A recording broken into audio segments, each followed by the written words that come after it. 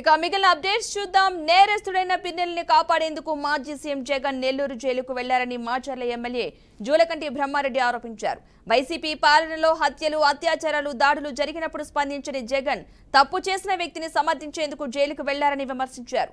జగన్ మాటలు విని ఆ పార్టీ నాయకులు అరాచకాలకు సిద్ధమయ్యారని ఎద్దేవా చేశారు.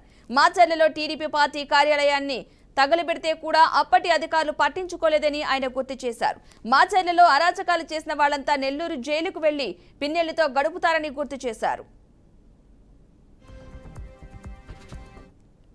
అన్నిటినీ కూడా తిరగదోడుతాం.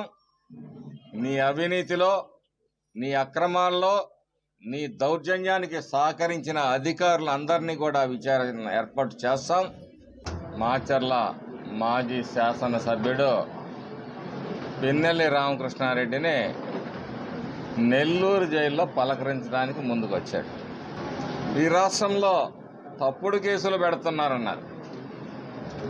మా అచ్చెన్నాయుడు గారి దగ్గర నుంచి, అయ్యన్న పాత్రుడి గారి దగ్గర నుంచి, దేవినేని ఉమా గారు కావచ్చు, మరి ధూళిపాల నరేంద్ర గారు కావచ్చు, బోండా ఉమా గారు కావచ్చు, ఇలా అనేక మంది మీద వారి అధికార మదాన్ని చాటుకున్నారు. అప్పుడెప్పుడు ఈయన బయటికి రాలా. ఈరోజు ఒక నేరస్తుడిని కాపాడటానికి మాత్రం బయటకు వచ్చి శుద్ధులు సూక్తులు చెప్తా ఉన్నాడు.